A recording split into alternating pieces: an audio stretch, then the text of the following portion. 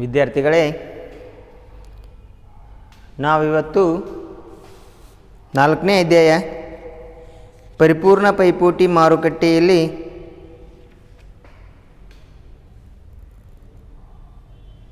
ಒಂದು ಉದ್ಯಮ ಘಟಕ ಗಳಿಸುವಂಥ ಆದಾಯದ ಪ್ರಮಾಣವನ್ನು ಅಧ್ಯಯನವನ್ನು ಮಾಡೋಣ.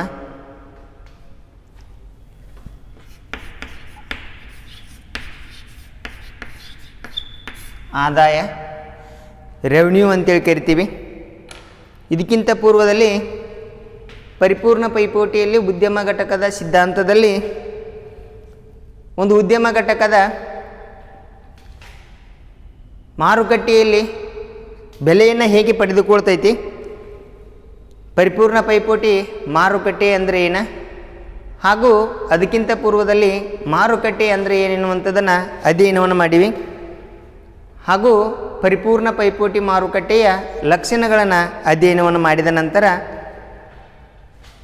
ಒಂದು ಉದ್ಯಮ ಘಟಕ ಉತ್ಪಾದಿಸಿದಂಥ ಸರಕುಗಳಿಗೆ ಆದಾಯವನ್ನು ಹೆಂಗೆ ಸಂಪಾದನೆ ಮಾಡ್ತೈತಿ ಅದನ್ನು ಇವತ್ತಿನ ತರಗತಿಯಲ್ಲಿ ಏನಪ್ಪ ಅಂದ್ರೆ ಅಧ್ಯಯನವನ್ನು ಮಾಡೋಣ.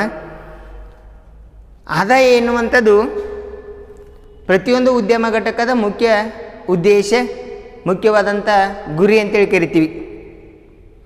ಯಾಕಂದ್ರೆ ಒಂದು ಉದ್ಯಮ ಸಂಸ್ಥೆಯು ಲಾಭ ಮತ್ತು ನಷ್ಟಗಳ ಸನ್ನಿವೇಶವನ್ನು ತಿಳಿಯುವಲ್ಲಿ ಆದಾಯದ ಪರಿಭಾವನೆ ನಮಗೇನಾಗ್ತೈತಿ ಅಂತ ಹೇಳ್ತಾರೆ, ತುಂಬ ಸಹಾಯಕವಾಗ್ತೈತಿ. ಆ ಉದ್ಯಮ ಘಟಕ ಯಾವ ಸ್ಥಿತಿಯಲ್ಲಿ ಐತಿ, ಏನು ಲಾಭವನ್ನು ಪಡೆದುಕೊಳ್ತಾ ಇದೆಯೋ ಅಥವಾ ನಷ್ಟವನ್ನು ಅನುಭವಿಸ್ತಾ ಇದೆಯೋ, ಲಾಭದ ಪರಿಣಾಮದಲ್ಲಿ ಯಾವ ರೀತಿಯಾದಂಥ ಲಾಭವನ್ನು ಪಡ್ಕೋತಾ ಇದೆ, ಹಾಗೂ ಲಾಭವಾಗದೇ ಸ್ಥಿತಿಯಲ್ಲಿ ನಷ್ಟವನ್ನು ಯಾವ ರೀತಿಯಾಗಿ ಅನುಭವಿಸ್ತಾ ಇದೆ ಎನ್ನುವಂಥದ್ದನ್ನು ನಾವು ಅರ್ಥ ಮಾಡ್ಕೋಬೇಕಾದ್ರೆ ಈ ಆದಾಯ ಎನ್ನುವಂಥ ಪರಿಭಾವನೆ ತುಂಬ ಅನುಕೂಲಕರವಾದಂಥ ಒಂದು ಅಂಶವಾಗಿದೆ. ಅಂದರೆ ಉದ್ಯಮ ಸಂಸ್ಥೆ ಗರಿಷ್ಠ ಲಾಭ ಗಳಿಸಿ ಹೇಗೆ ಸಮತೋಲನ ಸ್ಥಿತಿ ತಲುಪುತ್ತದೆ, ಪ್ರತಿಯೊಂದು ಮುಖ್ಯವಾದಂಥ ಅಂಶ ಏನಪ್ಪ ಅಂದ್ರೆ ಉದ್ಯಮ ಘಟಕದ್ದು ಗರಿಷ್ಠ ಲಾಭ ಗಳಿಸುವಂಥದ್ದು. ಪ್ರತಿಯೊಂದು ಉದ್ಯಮ ಘಟಕ ಲಾಭವನ್ನು ಗರಿಷ್ಠಗೊಳಿಸಿಕೊಂಡು ಹೆಚ್ಚಿನ ಲಾಭವನ್ನು ಗಳಿಸಿ ಅಲ್ಲಿ ಪರಿಪೂರ್ಣವಾದಂತಹ ಮಾಡಿದಂಥ ಖರ್ಚುಗಳಿಗೆ ತಕ್ಕಂತೆ ಸರಿಯಾದಂಥ ಆದಾಯವನ್ನು ಗಳಿಸುವಂಥದ್ದು ಅದರ ಮುಖ್ಯ ಉದ್ದೇಶವಾಗಿರ್ತೈತಿ.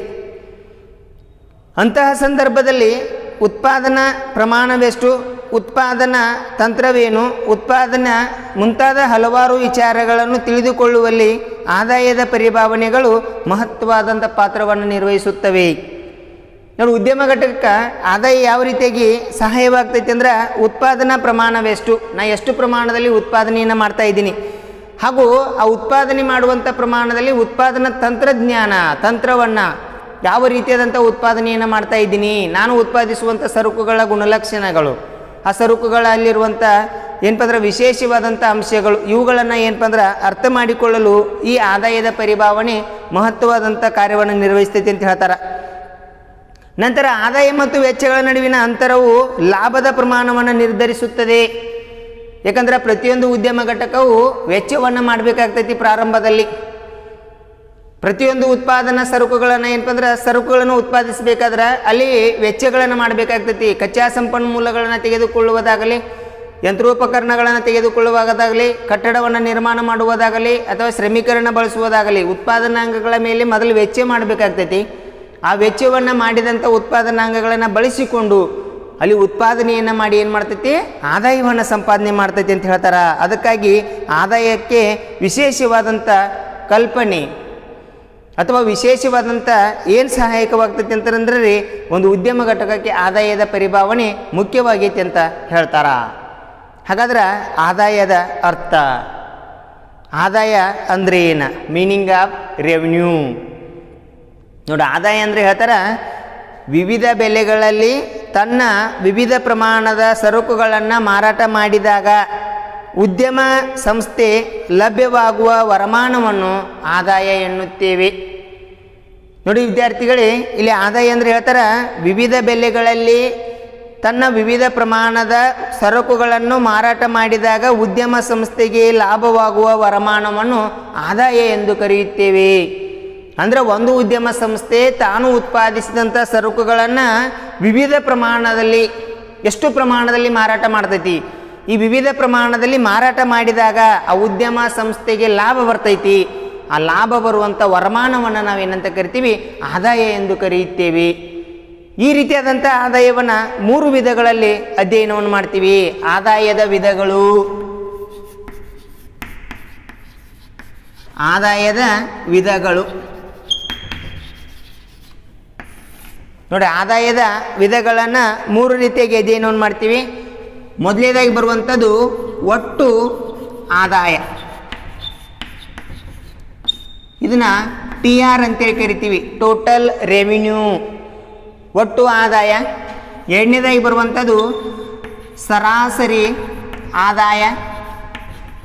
ಇದನ್ನು AR ಅಂತೇಳಿ ಕರಿತೀವಿ, ಆವರೇಜ್ ರೆವಿನ್ಯೂ. ನಂತರ ಮೂರನೇದಾಗಿ ಬರುವಂಥದ್ದು ಸೀಮಾಂತ ಆದಾಯ. ಇದನ್ನು MR ಅಂತೇಳಿ ಕರಿತೀವಿ, ಮಾರ್ಜಿನಲ್ ರೆವಿನ್ಯೂ. ನೋಡಿ, ಆದಾಯವನ್ನು 3 ವಿಧಗಳ ಮೂಲಕ ಅಧ್ಯಯನವನ್ನು ಮಾಡ್ತೀವಿ. ಅದರಲ್ಲಿ ಒಟ್ಟು ಆದಾಯ ಟೋಟಲ್ ರೆವಿನ್ಯೂ, ಸರಾಸರಿ ಆದಾಯ ಎವರೇಜ್ ರೆವಿನ್ಯೂ, ಸೀಮಾಂತ ಆದಾಯ ಮಾರ್ಜಿನಲ್ ರೆವಿನ್ಯೂ. ಈ ರೀತಿಯಾಗಿ ಆದಾಯವನ್ನು 3 ವಿಧಗಳ ಮೂಲಕ ಅಧ್ಯಯನ ಮಾಡಿದಾಗ ನಾವೇನಪ್ಪ ಅಂದ್ರೆ ಅರ್ಥ ಮಾಡ್ಕೋತೀವಿ ಅಂತ ಹೇಳ್ತೀವಿ. ಹಾಗಾದರೆ ಇವತ್ತು ನಾವು ಅರ್ಥ ಮಾಡಿಕೊಳ್ಳುವಂಥ 2 ಆದಾಯದ ಮೂಲಗಳು ಯಾವಪ್ಪ ಅಂದ್ರೆ ಪ್ರಮುಖವಾಗಿ ಒಂದು ಒಟ್ಟು ಆದಾಯ, ಇನ್ನೊಂದು ಸರಾಸರಿ ಆದಾಯದ ಏನಪ್ಪ ಅಂದ್ರೆ ಅಧ್ಯಯನವನ್ನು ಮಾಡೋಣ. ಹಾಗಾದ್ರೆ ಒಟ್ಟು ಆದಾಯವನ್ನು ಹೆಂಗೆ ಸಂಪಾದನೆ ಮಾಡ್ತೈತಿ ಒಂದು ಉದ್ಯಮ ಸಂಸ್ಥೆ, ಸರಾಸರಿ ಆದಾಯದ ಪ್ರಮಾಣವನ್ನು ಹೆಂಗೆ ಏನಪ್ಪ ಅಂದ್ರೆ ಸಂಪಾದನೆ ಮಾಡ್ತೈತಿ, ಹಾಗೂ ಸೀಮಾಂತ ಆದಾಯದ ಪ್ರಮಾಣವನ್ನು ಹೆಂಗೆ ನಿರ್ಧಾರ ಮಾಡ್ಕೋತೈತಿ ಅನ್ನುವಂಥದ್ದನ್ನು ಅಧ್ಯಯನವನ್ನು ಮಾಡೋಣ. ಹಾಗಾದ್ರೆ ಮೊದಲೇದಾಗಿ ಬರುವಂಥದ್ದು ನೋಡ್ರಿ, ಒಟ್ಟು ಆದಾಯ. ಒಟ್ಟು ಆದಾಯ ಒಟ್ಟು ಆದಾಯ ಒಟ್ಟು ಆದಾಯ ಅಂದ್ರೆ ಒಂದು ಉದ್ಯಮ ಘಟಕವು ಒಂದು ನಿರ್ದಿಷ್ಟ ಅವಧಿಯಲ್ಲಿ ಉತ್ಪಾದಿಸಿದ ವಸ್ತುವಿನ ಎಲ್ಲ ಘಟಕಗಳನ್ನು ಮಾರಾಟ ಮಾಡಿದಾಗ ಗಳಿಸುವ ಆದಾಯವನ್ನು ಒಟ್ಟು ಆದಾಯ ಎನ್ನುತ್ತೇವೆ. ನೋಡಿಲಿ, ಒಂದು ಉದ್ಯಮ ಸಂಸ್ಥೆಯು ಒಂದು ನಿರ್ದಿಷ್ಟ ಅವಧಿಯಲ್ಲಿ ಉತ್ಪಾದಿಸಿದಂತಹ ವಸ್ತುವಿನ ಎಲ್ಲ ಘಟಕಗಳನ್ನು ಮಾರಾಟ ಮಾಡಿದಾಗ ಗಳಿಸುವ ಆದಾಯವನ್ನು ಒಟ್ಟು ಆದಾಯ ಎನ್ನುತ್ತೇವೆ. ಹಾಗಾದ್ರೆ ಇಲ್ಲಿ ಉದ್ಯಮ ಘಟಕ ಒಂದು ನಿರ್ದಿಷ್ಟ ಅವಧಿ ಒಳಗೆ ಸರಕುಗಳನ್ನು ಉತ್ಪಾದನೆಯನ್ನು ಮಾಡಿರ್ತೈತಿ. ಆ ನಿರ್ದಿಷ್ಟ ಅವಧಿಯಲ್ಲಿ ಉತ್ಪಾದಿಸಿದಂಥ ಸರಕುಗಳನ್ನು ಏನಪ್ಪ ಅಂದ್ರೆ ಮಾರಾಟ ಮಾಡುವುದು. ಎಷ್ಟು ಘಟಕಗಳಲ್ಲಿ ಮಾರಾಟ ಮಾಡ್ತೈತಿ, ಆ ಮಾರಾಟ ಮಾಡಿದ್ದರಿಂದ ಗಳಿಸಿದಂಥ ಆದಾಯ 1ನೇ ಘಟಕ ಮಾರಾಟ ಮಾಡಿದಾಗ, 2ನೇ ಘಟಕ ಮಾರಾಟ ಮಾಡಿದಾಗ, 3ನೇ ಘಟಕ ಮಾರಾಟ ಮಾಡಿದಾಗ, ಹೀಗೆ ಎಷ್ಟು ಘಟಕಗಳನ್ನು ಮಾರಾಟ ಮಾಡ್ತೈತಿ, ಆಗ ಮಾರಾಟ ಮಾಡಿದಿಂದ ಗಳಿಸಿದಂಥ ಘಟಕಗಳ ಆದಾಯವನ್ನು ನಾವೇನಂತ ಕರಿತೀವಿ, ಒಟ್ಟು ಆದಾಯ ಅಂತೇಳಿ ಕರಿತೀವಿ. ಈ ಒಟ್ಟು ಆದಾಯವನ್ನು ಹೆಂಗೆ ಕಂಡುಹಿಡ್ತೀವಿ ಅಂದ್ರೆ ರೀ, ಸೂತ್ರ TR = P × Q. ನೋಡಿ, ಒಟ್ಟು ಆದಾಯವನ್ನು ಕಂಡು ಹಿಡಿಯುವಂಥ ಸೂತ್ರ TR = P × Q ಎನ್ನುವಂಥ ಸೂತ್ರದ ಮೂಲಕ ಒಟ್ಟು ಆದಾಯವನ್ನು ಉದ್ಯಮ ಸಂಸ್ಥೆ ಏನಪ್ಪ ಅಂದ್ರೆ ನಿರ್ಧರಿಸ್ತೈತಿ. ಹಾಗಾದ್ರೆ ಇಲ್ಲಿ TR ಅಂದ್ರೆ ಏನಪ್ಪ ಅಂದ್ರೆ ಒಟ್ಟು ಆದಾಯ, ನಂತರ P ಅಂದ್ರೆ ಬೆಲೆ, ಪ್ರೈಸ್ ಅಂತೇಳಿ ಕರಿತೀವಿ. ಇನ್ನು Q ಅಂದ್ರೆ ಏನಂತ ಕರಿತಾರಪ್ಪ ಅಂದ್ರೆ, Q ಎನ್ನುವಂಥದ್ದನ್ನು ಮಾರಾಟದ ಪ್ರಮಾಣ. ಹಾಗಾದ್ರೆ ಇಲ್ಲಿ ಒಟ್ಟು ಆದಾಯವನ್ನು ಹೆಂಗೆ ನಾವು ನಿರ್ಧಾರ ಮಾಡ್ಕೋತೀವಿ ಅಂತ ಹೇಳ್ತಾರೆ ಅಂದ್ರೆ ರೀ, P ಎನ್ನುವಂಥ ಬೆಲೆಯಲ್ಲಿ ನೋಡಿ, ಉದ್ಯಮ ಘಟಕ P ಎನ್ನುವಂಥ ಬೆಲೆಯಲ್ಲಿ Q ಎನ್ನುವಂಥ ಮಾರಾಟದ ಪ್ರಮಾಣ, ಈ P ಎನ್ನುವಂಥ ಬೆಲೆಯಲ್ಲಿ Q ಎನ್ನುವಂಥ ಮಾರಾಟದ ಪ್ರಮಾಣವನ್ನು ಗುಣಿಸಿದಾಗ ಅವಾಗ ನಮಗೇನು ಸಿಗ್ತೈತಿ ರೀ, ಒಟ್ಟು ಆದಾಯದ ಪ್ರಮಾಣ ಸಿಗ್ತೈತಿ. ಹಾಗಾದ್ರೆ ಮಾರುಕಟ್ಟೆಯಲ್ಲಿ ಬೆಲೆ ಎಷ್ಟೈತಿ, ಆ ಸರಕಿನ ಬೆಲೆ ಎಷ್ಟೈತಿ, ಆ ಬೆಲೆಗೆ ಅನುಗುಣವಾಗಿ ಉದ್ಯಮ ಘಟಕ ಎಷ್ಟು ಸರಕುಗಳನ್ನು ಮಾರಾಟ ಮಾಡಿತು, ಎಷ್ಟು ಸರಕುಗಳನ್ನು ಮಾರಾಟ ಮಾಡ್ತೈತಿಲ್ಲ, ಆ ಮಾರಾಟ ಮಾಡಿದಂಥ ಒಟ್ಟು ಸರಕನ್ನು ಆ P ಎನ್ನುವಂಥ ಬೆಲೆಯಿಂದ ಗುಣಿಸಿದಾಗ ನಮಗೇನು ಸಿಗ್ತೈತಿ ರೀ, ಒಟ್ಟು ಆದಾಯದ ಪ್ರಮಾಣ ಸಿಗ್ತೈತಿ ಅನ್ನುವಂಥದ್ದನ್ನು ನಾವಿಲ್ಲಿ ಅರ್ಥ ಮಾಡ್ಕೋತೀವಿ. ಹಾಗಾದ್ರೆ ಇಲ್ಲಿ ಒಂದು ಉದ್ಯಮ ಸಂಸ್ಥೆ ಗಳಿಸುವಂಥ ಒಟ್ಟು ಆದಾಯದ ಪ್ರಮಾಣ ಹೆಂಗೆ ನಿರ್ಧಾರವಾಗ್ತೈತಿ. ಒಂದು ಪೆನ್ನನ್ನು ಉತ್ಪಾದಿಸುವಂಥ ಒಂದು ಉದ್ಯಮ ಸಂಸ್ಥೆ ಐತಿ ಅಂತೇಳಿ ಅರ್ಥ ತಿಳ್ಕೊರಿ. ಆ ಉದ್ಯಮ ಸಂಸ್ಥೆ ಉತ್ಪಾದಿಸುವ ಪೆನ್ನಿನ ಬೆಲೆ 10 ರೂಪಾಯಿ ಐತಿ. ನೋಡಿ, ಒಂದು ಉದ್ಯಮ ಸಂಸ್ಥೆ ಏನಪ್ಪ ಅಂದ್ರೆ ಪೆನ್ನನ್ನು ತಯಾರು ಮಾಡ್ತೈತಿ. ಆ ಪೆನ್ನನ್ನು ತಯಾರಿಸಿದಂಥ ಉದ್ಯಮ ಸಂಸ್ಥೆ ನೋಡಿ, ಪೆನ್ನನ್ನು ತಯಾರಿಸುವಂಥ ಉದ್ಯಮ ಸಂಸ್ಥೆ ಆ ಉದ್ಯಮ ಸಂಸ್ಥೆ ಉತ್ಪಾದಿಸಿದಂಥ ಪೆನ್ನಿನ ಬೆಲೆ ಎಷ್ಟೈತ್ರಿ ಮಾರ್ಕೆಟ್ನಾಗ 10 ರೂಪಾಯಿ ಐತಿ. ಹಾಗಾದ್ರೆ ಈ 10 ರೂಪಾಯಿ ಬೆಲೆಯನ್ನು ಇಟ್ಟುಕೊಂಡು ಅದು ಉದ್ಯಮ ಘಟಕ ತನ್ನ ಉತ್ಪಾದಿಸಿದಂಥ ಪೆನ್ನುಗಳನ್ನು ಮಾರಾಟ ಮಾಡುವುದರ ಮೂಲಕ ಹೇಗೆ ಆದಾಯವನ್ನು ಸಂಪಾದನೆ ಮಾಡ್ತೈತಿ ನೋಡ್ರಿ. ಮಾರಾಟ ಮಾಡಿದ ಪೆನ್ನುಗಳು ಕ್ಯೂ ಅಂತೇಳಿ ಕರಿತೀವಿ. ಮಾರಾಟ ಮಾಡಿದ ಪೆನ್ನುಗಳು. ನಂತರ ಇಲ್ಲಿ ಒಟ್ಟು ಆದಾಯ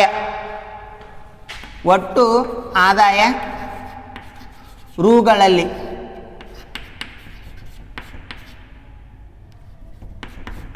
ಒಟ್ಟು ಆದಾಯ ರೂಗಳಲ್ಲಿ.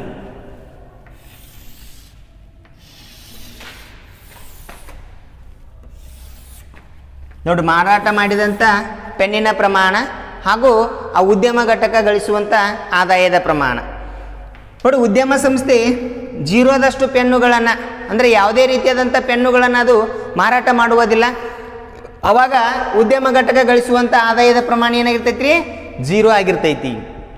ಯಾಕೆ 0ಪ್ಪ ಅಂದ್ರೆ ಇಲ್ಲಿ ಯಾವುದೇ ರೀತಿಯಾದಂಥ ಬೆಲೆ ಎಷ್ಟೈತಿ ರೀ? 10 ರೂಪಾಯಿ ಐತಿ. 10 × 0 0. ನೋಡಲಿ, ಉದ್ಯಮ ಘಟಕ ಗಳಿಸುವಂಥ ಬೆಲೆ 10 ರೂಪಾಯಿ ಐತಿ, ಆದರೆ ಯಾವುದೇ ಉತ್ಪನ್ನದ ಪ್ರಮಾಣ ಇಲ್ಲ. ಅವಾಗ ಏನಾಗ್ತೈತಿ? ಆದಾಯ 0 ಆಗಿರ್ತೈತಿ. ನೆಕ್ಸ್ಟ್, 1 ಘಟಕದಷ್ಟು ಪೆನ್ನನ್ನು ಮಾರಾಟ ಮಾಡ್ತೈತಿ. ಅವಾಗ 10 ರೂಪಾಯಿದಷ್ಟು ಏನು ಗಳಿಸ್ತೈತಿ ರೀ? ಆದಾಯವನ್ನು ಗಳಿಸ್ತೈತಿ. ಯಾಕಂದ್ರೆ 10 1 10. ನೋಡಿಲಿ, 1 ಘಟಕದಷ್ಟು ಪೆನ್ನನ್ನು ಮಾರಾಟ ಮಾಡ್ತೈತಿ. ಅವಾಗ ಅದು ಗಳಿಸುವಂಥ ಉತ್ಪನ್ನ ಆದಾಯದ ಪ್ರಮಾಣ ಎಷ್ಟು ಅಂದ್ರೆ ರೀ? 10 ರೂಪಾಯಿ ಆದಾಯವನ್ನು ಸಂಪಾದನೆ ಮಾಡ್ತೈತಿ. ಯಾಕಂದ್ರೆ 10 × 1 = 10. 10 1 10. ನಂತರ 2ನೇ ಘಟಕದಷ್ಟು ಮಾರಾಟ ಮಾಡಿದಾಗ ಎಷ್ಟು ಬರ್ತೈತಿ ರೀ? ಆದಾಯ 20. ನೋಡಿ, 2ನೇ ಘಟಕವನ್ನು ಮಾರಾಟ ಮಾಡಿದಾಗ ಅದು ಗಳಿಸುವಂಥ ಆದಾಯ 20. ಯಾಕಂದ್ರೆ ಇಲ್ಲಿ 2 ಪೆನ್ನುಗಳನ್ನು ಮಾರಾಟ ಮಾಡ್ತೈತಿ. ಈ 2 ಪೆನ್ನುಗಳನ್ನು ಮಾರಾಟ ಮಾಡಿದಾಗ ಅದು ಗಳಿಸುವಂಥ ಆದಾಯ 20 ರೂಪಾಯಿ. 3 ಪೆನ್ನುಗಳನ್ನು ಮಾರಾಟ ಮಾಡಿದಾಗ 30 ರೂಪಾಯಿ.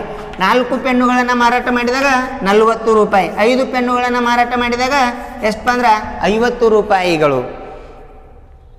ನೋಡಿ, ಅದಕ್ಕಾಗಿ ಹೇಳ್ತಾರೆ TR = P × Q. ನೋಡಿ, ಒಟ್ಟು ಆದಾಯ. ಒಂದು ಉದ್ಯಮ ಸಂಸ್ಥೆ ಒಂದು ನಿರ್ದಿಷ್ಟ ಅವಧಿಯಲ್ಲಿ ಉತ್ಪಾದಿಸಿದ ವಸ್ತುವಿನ ಎಲ್ಲ ಘಟಕಗಳನ್ನು ಮಾರಾಟ ಮಾಡಿದಾಗ ಗಳಿಸುವ ಆದಾಯವನ್ನು ನಾವೇನಂತ ಕರಿತೀವಿ? ಒಟ್ಟು ಆದಾಯ ಅಂತೇಳಿ ಕರಿತೀವಿ. ಈ ರೀತಿಯಾಗಿ ಒಂದು ಉದ್ಯಮ ಸಂಸ್ಥೆ ಒಟ್ಟು ಆದಾಯದ ಪ್ರಮಾಣವನ್ನು ಏನು ಮಾಡ್ತೈತಿ ರೀ? ಗಳಿಸ್ತೈತಿ. ನೋಡಿ, 1ನೇ ಘಟಕ 0 ಇದ್ದಾಗ ಆದಾಯದ ಪ್ರಮಾಣ 0 ಆಗಿರ್ತೈತಿ. 1 ಘಟಕದಷ್ಟು ಮಾರ್ತಾ ಹೋತಂದ್ರೆ ಆದಾಯದ ಪ್ರಮಾಣ ಏನಾಗ್ತಾ ಹೋಗ್ತೈತಿ ರೀ? ಹೆಚ್ಚಾಗ್ತಾ ಹೋಗ್ತೈತಿ. ಈ ರೀತಿಯಾಗಿ ಒಂದು ಉದ್ಯಮ ಸಂಸ್ಥೆ ಒಟ್ಟು ಆದಾಯದ ಪ್ರಮಾಣವನ್ನು ಏನು ಮಾಡ್ತೈತಿ ರೀ?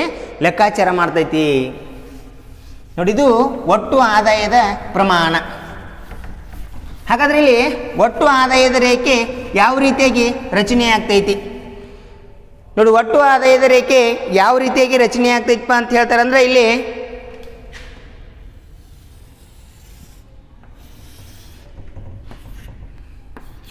OY X, ಇಲ್ಲಿ ಆದಾಯ, ಇಲ್ಲಿ ಏನಪ್ಪ ಅಂದ್ರೆ ಉತ್ಪನ್ನ. 1 2 3 4 5 6.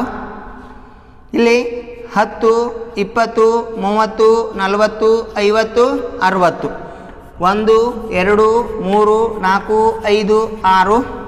10 20 30 40 50 60. ಹಾಗಾದ್ರೆ ಇಲ್ಲಿ ಆದಾಯದ ರೇಖೆ ನೋಡಿ, ಉತ್ಪನ್ನದ ಪ್ರಮಾಣ ಶೂನ್ಯವಿದ್ದಾಗ, ಯಾವುದೇ ರೀತಿಯಾದಂಥ ಉತ್ಪನ್ನದ ಪ್ರಮಾಣ ಶೂನ್ಯವಿದ್ದಾಗ ಆದಾಯದ ಪ್ರಮಾಣವು ಕೂಡ ಏನಾಗಿರ್ತೈತಿ ಅಂತ ಹೇಳ್ತಾರೆ? ಶೂನ್ಯವಾಗಿರ್ತೈತಿ. ನಂತರ ಉತ್ಪನ್ನದ ಪ್ರಮಾಣ 1ಕ್ಕೆ ಹೆಚ್ಚಾದಾಗ ಆದಾಯ ಎಷ್ಟಾಕೈತಿ ರೀ? 10 ರೂಪಾಯಿಗೆ ಹೆಚ್ಚಿಗೆ ಆಗ್ತೈತಿ. ಉತ್ಪನ್ನದ ಪ್ರಮಾಣ 2ಕ್ಕೆ ಹೆಚ್ಚಿಗೆ ಆದಾಗ ಆದಾಯ 20 ರೂಪಾಯಿಗೆ ಏನಾಗ್ತೈತಿ ರೀ? ಹೆಚ್ಚಿಗೆ ಆಗ್ತೈತಿ. ಉತ್ಪನ್ನದ ಪ್ರಮಾಣ 3ದಾಗ ಆದಾಯ 30 ರೂಪಾಯಿಗೆ ಏನಾಗ್ತೈತಿ ರೀ? ಹೆಚ್ಚಿಗೆ ಆಗ್ತೈತಿ. ಉತ್ಪನ್ನದ ಪ್ರಮಾಣ 4ದಾಗ 40 ರೂಪಾಯಿಗೆ ಏನಾಗ್ತೈತಿ ರೀ? ಆದಾಯ ಹೆಚ್ಚಿಗೆ ಆಗ್ತೈತಿ. ಉತ್ಪನ್ನದ ಪ್ರಮಾಣ 5ದಾಗ ಆದಾಯ ಎಷ್ಟಾಕೈತಿ ರೀ? 50 ರೂಪಾಯಿಗೆ ಹೆಚ್ಚಿಗೆ ಆಗ್ತೈತಿ.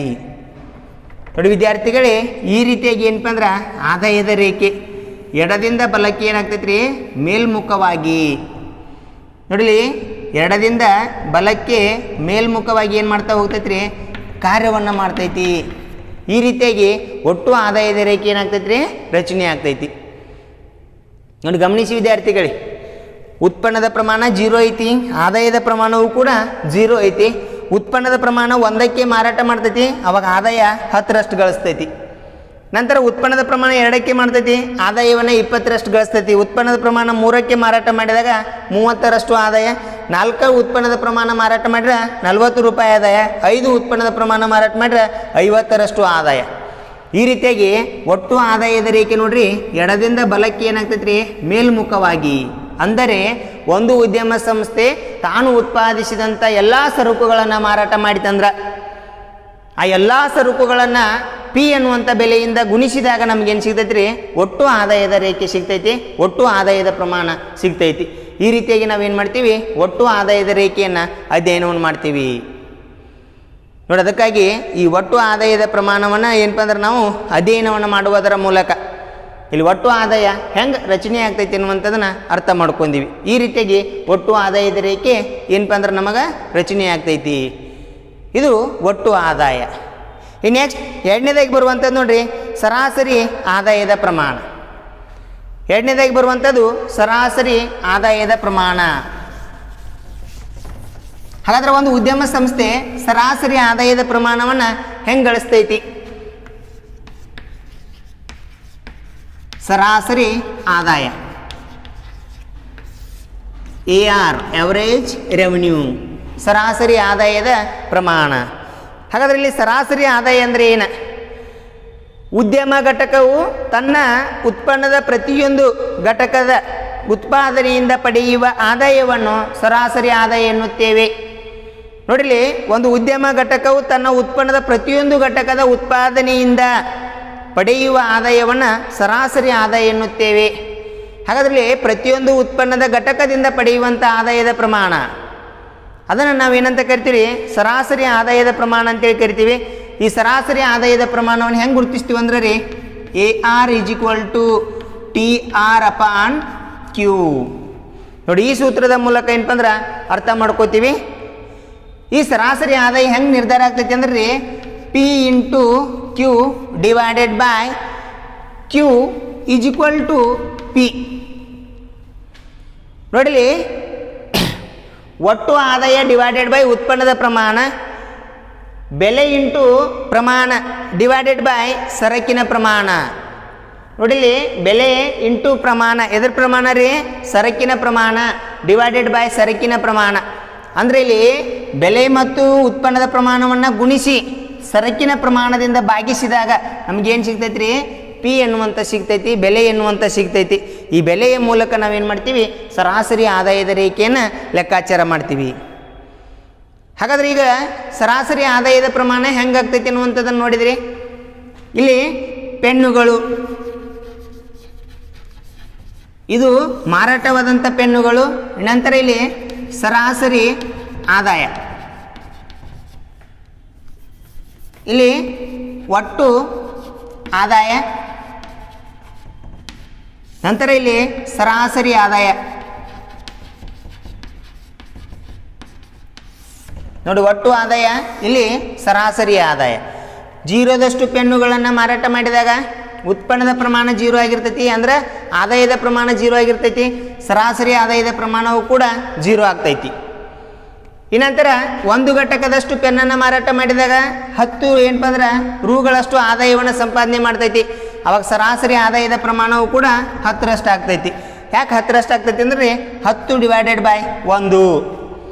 ನೋಡಲಿ, 10 / 1 ಇಲ್ಲಿ ಎಷ್ಟಾಗ್ತೈತಿ ರೀ? ಸರಾಸರಿ ಆದಾಯದ ಪ್ರಮಾಣ 10 ಆಗ್ತೈತಿ. 2ನೇ ಘಟಕದಷ್ಟು ಮಾರಾಟ ಮಾಡಿದಾಗ ಇದು ಒಟ್ಟು ಆದಾಯ ಎಷ್ಟಾಗೈತಿ ರೀ? 20ರಷ್ಟು ಆಗ್ತೈತಿ. ಆದರೆ ಸರಾಸರಿ ಆದಾಯ 10ರಷ್ಟು ಆಗ್ತೈತಿ. ಯಾಕಂದ್ರೆ 20 / 2, 2 1 2 10. ಇನ್ನಂತರ 30ರಷ್ಟು ಮಾರಾಟ ಮಾಡಿದಾಗ ಒಟ್ಟು ಆದಾಯ 30 ಆಗ್ತೈತಿ. ಆದರೆ ಸರಾಸರಿ ಆದಾಯ 10ರಷ್ಟು ಇರ್ತೈತಿ. ಅಂದರೆ ಇಲ್ಲಿ 30 / 3. ನಂತರ 4ರಷ್ಟು ಮಾರಾಟ ಮಾಡಿದಾಗ 40 ರೂಪಾಯಿ ಒಟ್ಟು ಆದಾಯ ಗಳಿಸ್ತೈತಿ. ಅದರ ಸರಾಸರಿ ಆದಾಯ 10ರಷ್ಟು ಇರ್ತೈತಿ. ಯಾಕೆ 10ರಷ್ಟು ಅಂದ್ರೆ ರೀ 40 / 4. ಈ ನಂತರ 5ರಷ್ಟು ಮಾರಾಟ ಮಾಡಿದಾಗ 50 ರೂಪಾಯಿ ಆದಾಯ ಸಂಪಾದನೆ ಮಾಡ್ತೈತಿ. ಆದ್ರೆ ಸರಾಸರಿ ಆದಾಯ 10ರಷ್ಟು ಇರ್ತೈತಿ. ಇಲ್ಲಿ 50/5 ನೋಡಿ ವಿದ್ಯಾರ್ಥಿಗಳಲ್ಲಿ ಸರಾಸರಿ ಆದಾಯದ ಪ್ರಮಾಣ ಪ್ರತಿ ಘಟಕದ, ಅದಕ್ಕಾಗಿ ಹೇಳ್ತೈತಿ ನೋಡ್ರಿ. ಏನು ಹೇಳ್ತಾರಪ್ಪ ಅಂದ್ರೆ ಇಲ್ಲಿ ಒಂದು ಉದ್ಯಮ ಘಟಕ ತನ್ನ ಉತ್ಪನ್ನದ ಪ್ರತಿಯೊಂದು ಘಟಕದ ಉತ್ಪಾದನೆಯಿಂದ ಪಡೆಯುವಂಥದ್ದು ನೋಡಿ, ಪ್ರತಿಯೊಂದು ಘಟಕದ ಉತ್ಪಾದನೆಯಿಂದ ಪಡೆಯುವಂಥದ್ದು ಅಂದ್ರೆ ಮಾರುಕಟ್ಟೆಯಲ್ಲಿರುವಂತಹ ಉತ್ಪನ್ನದ ಬೆಲೆಯು ಸರಾಸರಿ ಬೆಲೆಗೆ ಏನಾಗಿರ್ತೈತಿ ರೀ, ಸಮನ ಆಗಿರ್ತೈತಿ. ಈ ಸರಾಸರಿ ಬೆಲೆ ಆ ಮಾರುಕಟ್ಟೆಯ ಉತ್ಪನ್ನದ ಬೆಲೆಗೆ ಏನಾಗಿರ್ತೈತಿ ರೀ, ಸಮಾನವಾಗಿರ್ತೈತಿ. ನಾವು ಎಷ್ಟೇ ಘಟಕದಷ್ಟು ಉತ್ಪನ್ನವನ್ನು ಮಾರಾಟ ಮಾಡಿರೂ ಸರಾಸರಿಯಾಗಿ ಪಡೆಯುವಂಥ ಆದಾಯ ಎಷ್ಟಾಗಿರ್ತೈತಿ ರೀ, ಬೆಲೆಗೆ ಸಮನಾಗಿರ್ತೈತಿ. ಅದರ ಒಟ್ಟು ಆದಾಯದ ಪ್ರಮಾಣ ಹೆಚ್ಚಾಗ್ತೈತಿ. ಅಂದ್ರೆ 1ನೇ ಘಟಕ ಮಾರಾಟ ಮಾಡಿದ್ರೆ ಆದಾಯ 10ರಷ್ಟು ಐತಿ, 2ನೇ ಘಟಕವನ್ನು ಮಾರಾಟ ಮಾಡಿದಾಗ ಆದಾಯ 20ರಷ್ಟು ಆಯಿತು. ಹಾಗಾದ್ರೆ ಇಲ್ಲಿ ಆದಾಯ 20ರಷ್ಟು ಆದಾಗ ಸರಾಸರಿಯಾಗಿ ಈ ಒಂದು ಘಟಕ ಮತ್ತು 2ನೇ ಘಟಕದ ಮಧ್ಯದಲ್ಲಿ ಸರಾಸರಿ ಆದಾಯದ ಪ್ರಮಾಣ ಎಷ್ಟು ಬಂತು, ಆ ಸರಾಸರಿ ಆದಾಯವನ್ನು ಗುರುತಿಸ್ಕೋಬೇಕಾರ ಒಟ್ಟು ಆದಾಯವನ್ನು ಉತ್ಪನ್ನದ ಪ್ರಮಾಣದಿಂದ ಭಾಗಿಸಿದಾಗ ನಮ್ಗೆ ಏನು ಸಿಗ್ತೈತಿ ರೀ, ಸರಾಸರಿ ಆದಾಯದ ಪ್ರಮಾಣ ಸಿಗ್ತೈತಿ. ನೋಡಿ ವಿದ್ಯಾರ್ಥಿಗಳೇ, ಈ ಸರಾಸರಿ ಆದಾಯದ ಪ್ರಮಾಣ ಇನ್ನು ನಾವು ನಿರ್ಧರಿಸಿದ ನಂತರ ಸರಾಸರಿ ಆದಾಯದ ರೇಖೆ ಹೆಂಗೆ ರಚನೆ ಆಗ್ತೈತಿ ನೋಡಿಲಿ. ಸರಾಸರಿ ಆದಾಯದ ರೇಖೆಯನ್ನು ನಾವು ಗಮನಿಸಿದಾಗ, ಸರಾಸರಿ ಆದಾಯದ ರೇಖೆನ ಏನಪ್ಪ ಅಂದ್ರೆ ನಾವು ಗಮನಿಸಿದಾಗ ಸರಾಸರಿ ಆದಾಯದ ರೇಖೆ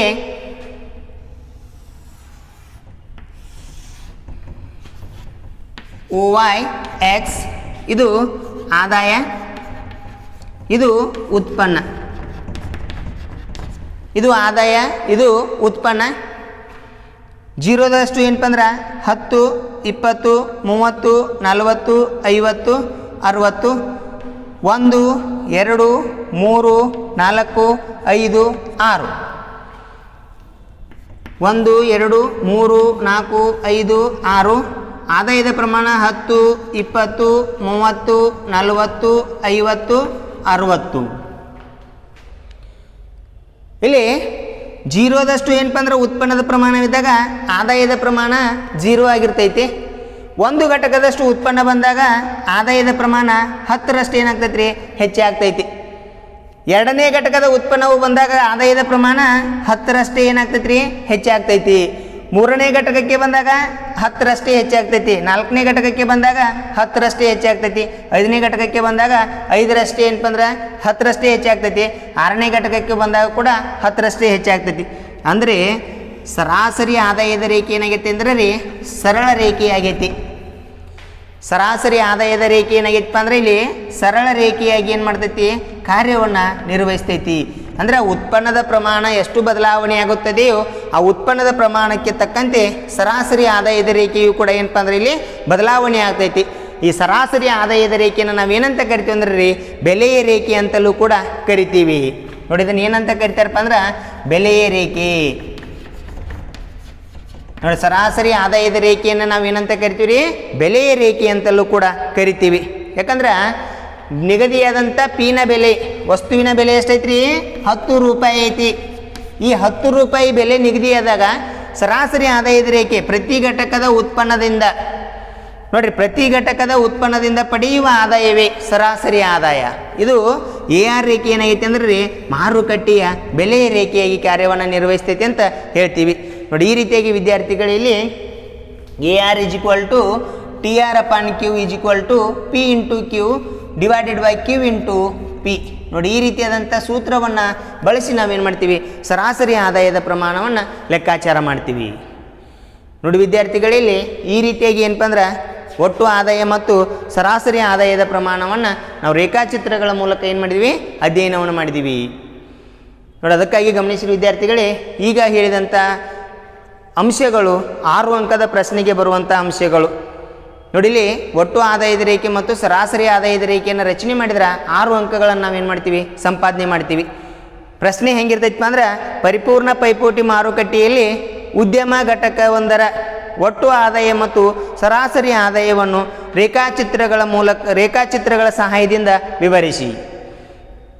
ನೋಡಿ, ಪರಿಪೂರ್ಣ ಪೈಪೋಟಿ ಮಾರುಕಟ್ಟೆಯಲ್ಲಿ ಉದ್ಯಮ ಘಟಕವೊಂದರ ಒಟ್ಟು ಆದಾಯ ಮತ್ತು ಸರಾಸರಿ ಆದಾಯವನ್ನು ರೇಖಾಚಿತ್ರಗಳ ಸಹಾಯದಿಂದ ವಿವರಿಸಿ ಎನ್ನುವಂಥ ಪ್ರಶ್ನೆ ಐತಿ. 6 ಅಂಕದ ಪ್ರಶ್ನೆ. ಇಲ್ಲಿ ಈ 2 ರೇಖಾಚಿತ್ರಗಳನ್ನು ನಾವೇನಪ್ಪ ಅಂದ್ರೆ ರಚನೆ ಮಾಡಿದ್ರೆ ಸರಾಸರಿ ಆದಾಯ ಮತ್ತು ಒಟ್ಟು ಆದಾಯದ ರೇಖೆಗಳನ್ನು ರಚನೆ ಮಾಡಿದೆ ಆದ್ರೆ ನಮಗೇನಪ್ಪ ಅಂದ್ರೆ 6 ಅಂಕಗಳನ್ನು ಪಡ್ಕೊಳ್ಳೋಕೆ ನಮಗೇನಾಗ್ತೈತೆ ರೀ ಸಹಾಯಕವಾಗ್ತೈತೆ ಅಂತ ಹೇಳ್ತೀವಿ. ಹಾಗಾದ್ರೆ ಒಟ್ಟು ಆದಾಯದ ರೇಖೆ ಸರಾಸರಿ ಆದಾಯದ ರೇಖೆಯ ಪ್ರಮಾಣವನ್ನು ನೋಡಿದ ನಂತರ ಇನ್ನು ಕೊನೆಯದಾಗಿ ಬರುವಂಥದ್ದು ನೋಡ್ರಿ ಸೀಮಾಂತ ಆದಾಯ. ನೋಡಿ ಮೂರನೇದಾಗಿ ಬರುವಂಥ ಆದಾಯ ಯಾವುದಂದ್ರೆ ರೀ ಸೀಮಾಂತ ಆದಾಯ. ಸೀಮಾಂತ ಆದಾಯ MR ಮಾರ್ಜಿನಲ್ ರೆವಿನ್ಯೂ ಸೀಮಾಂತ ಆದಾಯ. ಹಾಗಾದ್ರೆ ಸೀಮಾಂತ ಆದಾಯ ಅಂದರೆ ಏನು? ವಸ್ತುವಿನ ಒಂದು ಹೆಚ್ಚುವರಿ ಘಟಕವನ್ನು ಮಾರಾಟ ಮಾಡುವ ಮೂಲಕ ಉದ್ಯಮ ಘಟಕವು ಆದಾಯವನ್ನು ಸೀಮಾಂತ ಆದಾಯ ಎನ್ನುತ್ತೇವೆ. ನೋಡಲಿ, ಒಂದು ಉದ್ಯಮ ಘಟಕದ ಹೆಚ್ಚುವರಿ ಘಟಕವನ್ನು ಮಾರಾಟ ಮಾಡುವುದರ ಮೂಲಕ ಉದ್ಯಮ ಘಟಕ ಪಡೆಯುವ ಆದಾಯವನ್ನು ಸೀಮಾಂತ ಆದಾಯ ಎನ್ನುತ್ತೇವೆ. ಅಂದ್ರೆ ಒಂದನೇ ಘಟಕ ಮಾರಾಟ ಮಾಡಿದಾಗ ಬರುವಂಥ ಆದಾಯ, ಎರಡನೇ ಘಟಕ ಅಂದರೆ ಒಂದು ಹೆಚ್ಚುವರಿ ಘಟಕದಿಂದ ನಾವು ಪಡೆಯುವಂಥ ಆದಾಯದ ಪ್ರಮಾಣವನ್ನು ನಾವೇನಂತ ಕರಿತೀವಿ ಅಂತ ಹೇಳ್ತಾರೆ ಸೀಮಾಂತ ಆದಾಯ ಅಂತೇಳಿ ಕರಿತಾ ಅಂತ ಹೇಳ್ತಾರೆ. ಈ ಸೀಮಾಂತ ಆದಾಯವನ್ನು ಹೆಂಗೆ ಕಂಡು ಹಿಡಿತೀವಿ ಅಂದ್ರೆ ರೀ MRN = TRN - TRN - 1. ನೋಡಿ, ಸೀಮಾಂತ ಆದಾಯವನ್ನು ಕಂಡುಹಿಡಿಯುವಂಥ ಸೂತ್ರ MRN = TRN - TRN - 1 ಎನ್ನುವಂಥ ಸೂತ್ರದ ಮೂಲಕ ನಾವೇನು ಮಾಡ್ತೀವಿ ಸೀಮಾಂತ ಆದಾಯದ ಪ್ರಮಾಣವನ್ನು ಕಂಡುಹಿಡಿತೀವಿ. ಹಾಗಾದ್ರೆ ಈ ಒಟ್ಟು ಆದಾಯ, ಸರಾಸರಿ ಆದಾಯ ಹಾಗೂ ಸೀಮಾಂತ ಆದಾಯಗಳು ಹೆಂಗೆ ರಚನೆಯಾಗ್ತಾವ? ಒಂದು ಉದ್ಯಮ ಸಂಸ್ಥೆ ಈ 3 ಆದಾಯದ ಪ್ರಮಾಣಗಳನ್ನು ಹೆಂಗೆ ರಚನೆ ಏನಪ್ಪ ಅಂದ್ರೆ ಗಳಿಸ್ತೈತಿ ಅನ್ನುವಂಥದ್ದನ್ನು ಒಂದು ಕೋಷ್ಟಕದ ಮೂಲಕ ನೋಡೋಣ. ಇಲ್ಲಿ ಮಾರಾಟದ ಪ್ರಮಾಣ ನೋಡಿ, ಒಂದು ವಸ್ತುವಿನ ಮಾರಾಟದ ಪ್ರಮಾಣ, ನಂತರ ಇಲ್ಲಿ ಬೆಲೆ, ಆ ವಸ್ತುವಿನ ಬೆಲೆ ಹಾಗೂ TR ಒಟ್ಟು ಆದಾಯ, ಒಟ್ಟು ಆದಾಯ, ನಂತರ MR ಸೀಮಾಂತ ಆದಾಯ, MR ಸೀಮಾಂತ ಆದಾಯ, ನಂತರ AR ಸರಾಸರಿ ಆದಾಯ, ಸರಾಸರಿ ಆದಾಯ.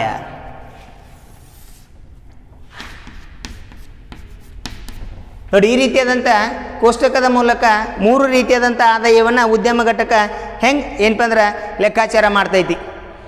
ಇಲ್ಲಿ ಉದ್ಯಮ ಘಟಕದ ಪ್ರತಿಯೊಂದು ವಸ್ತುವಿನ ಬೆಲೆ ಎಷ್ಟೈತಿ ಅಂದ್ರೆ ರೀ 10 ರೂಪಾಯಿ ಐತಿ. ನೋಡಿ, ಉದ್ಯಮ ಘಟಕದ ವಸ್ತುವಿನ ಬೆಲೆ 10 ರೂಪಾಯಿ ಐತಿ. ಆವಾಗ ಉತ್ಪನ್ನದ ಪ್ರಮಾಣ ಇನ್ನೂ ಏನು ಮಾರಾಟ ಮಾಡಿಲ್ಲ, ಅದರ ಮಾರುಕಟ್ಟೆಯಲ್ಲಿ ಬೆಲೆ ಎಷ್ಟೈತಿ ರೀ 10 ರೂಪಾಯಿ ಐತಿ. ನೋಡಿ, ಉದ್ಯಮ ಘಟಕ ಯಾವುದೇ ಪ್ರಮಾಣದ ಉತ್ಪನ್ನವನ್ನು ಮಾರಾಟ ಮಾಡಿಲ್ಲ, ಅದರ ಮಾರುಕಟ್ಟೆಯಲ್ಲಿ ಅದರ ಬೆಲೆ ಎಷ್ಟೈತಿ ರೀ 10 ರೂಪಾಯಿ ಐತಿ. ಹಾಗಾದ್ರೆ ಒಟ್ಟು ಆದಾಯ ಎಷ್ಟೈತಿ ರೀ 0 ಐತಿ. ಯಾಕಂದ್ರೆ ಯಾವುದೇ ರೀತಿಯಾದಂಥ ಉತ್ಪನ್ನವನ್ನು ಉದ್ಯಮ ಘಟಕ ಮಾರಾಟ ಮಾಡಿಲ್ಲ, ಅದಕ್ಕಾಗಿ ಆದಾಯ 0 ಐತಿ. ನಂತರ ಒಂದು ಘಟಕದಷ್ಟು ಮಾರಾಟ ಮಾಡ್ತೈತಿ, ಬೆಲೆ ಎಷ್ಟೈತಿ ರೀ 10 ರೂಪಾಯಿ ಐತಿ. ಒಂದು ಘಟಕದಷ್ಟು ಮಾರಾಟ ಮಾಡ್ತೈತಿ, ಬೆಲೆ 10 ರೂಪಾಯಿ ಐತಿ. ಅವಾಗ ಒಟ್ಟು ಆದಾಯ ಎಷ್ಟಾಕೈತಿ ಅಂದ್ರೆ ರೀ 10 ರೂಗಳಷ್ಟು ಆಗ್ತೈತಿ. ಹಾಗಾದ್ರೆ ಇಲ್ಲಿ ಸರಾಸರಿ ಆದಾಯದ ಪ್ರಮಾಣ ಎಷ್ಟಾಕೈತಿ ರೀ 10 ರೂಪಾಯಿ. ಸೀಮಾಂತ ಆದಾಯ 10 ರೂಪಾಯಿ ಹಾಗೂ ಸರಾಸರಿ ಆದಾಯದ ಪ್ರಮಾಣ ಎಷ್ಟಾಗ್ತೈತಿ ರೀ 10 ರೂಗಳಷ್ಟು ಆಗ್ತೈತಿ. ಹಾಗಾದ್ರೆ ಎರಡನೇ ಘಟಕವನ್ನು ಮಾರಾಟ ಮಾಡಿದಾಗ ಇಲ್ಲಿ ಬೆಲೆ ಎಷ್ಟೈತಿ ರೀ 10 ರೂಪಾಯಿ ಐತಿ. ಹಾಗಾದ್ರೆ ಒಟ್ಟು ಆದಾಯ ಎಷ್ಟೈತಿ ರೀ 20 ರೂಪಾಯಿ ಆಯಿತು. ಯಾಕಂದರೆ ವಿದ್ಯಾರ್ಥಿಗಳೇ TR = P × Q, AR = TR/Q, MR = TRN - TRN - 1. ಸೂತ್ರ ನಿಮ್ಗೆ ನೆನಪಿರಲಿ, 3ಗಳ ಸೂತ್ರಗಳನ್ನು ನೆನಪಿಟ್ಟುಕೊರಿ. ಇಲ್ಲಿ ಒಟ್ಟು ಆದಾಯದ ಪ್ರಮಾಣ ಎಂತ್ರಿ 20ರಷ್ಟು ಆಯಿತು. ಹಾಗಾದ್ರೆ ಸೀಮಾಂತ ಆದಾಯ ಹೆಚ್ಚುವರಿ ಘಟಕವನ್ನು ಮಾರಾಟ ಮಾಡಿದ್ದರಿಂದ ಒಟ್ಟು ಆದಾಯವನ್ನು ಸಂಪಾದನೆ ಮಾಡ್ತೈತಿ. ಆ ಒಟ್ಟು ಆದಾಯದಲ್ಲಿ ಮೊದಲನೇ ಆದಾಯವನ್ನು ಲೆಸ್ ಮಾಡಿದಾಗ ನಮ್ಗೇನು ಸಿಗ್ತೈತಿ ರೀ ಸೀಮಾಂತ ಆದಾಯ ಸಿಗ್ತೈತಿ. ಅಂದ್ರೆ 20 - 10. ನೋಡಿ, 20 - 10, 20ರಲ್ಲಿ 10ನ್ನು ಮೈನಸ್ ಮಾಡಿದ್ರೆ ಎಷ್ಟು ಬಂತು ರೀ 10 ಬಂತು. ಈ ನಂತರ ಈ 20ನ್ನು 2ರಿಂದ ಭಾಗಿಸಿದ್ರೆ ಎಷ್ಟು ಬರ್ತೈತಿ ರೀ 10ರಷ್ಟು ಬರ್ತೈತಿ. ಈ ನಂತರ ಮೂರನೇ ಘಟಕ ಮಾರಾಟ ಮಾಡಿದಾಗ ಬೆಲೆ 10 ರೂಪಾಯಿ ಐತಿ, ಒಟ್ಟು ಆದಾಯ 30 ರೂಪಾಯಿಗೆ ಹೆಚ್ಚಾಗ್ತೈತಿ. ಅದರ ಸರಾಸರಿ ಆದಾಯ ಮತ್ತು ಸೀಮಾಂತ ಆದಾಯಗಳು ಮಾರುಕಟ್ಟೆಯ ಬೆಲೆಗಳಿಗೆ ತಕ್ಕಂತೆ ನಡೀತಾವ.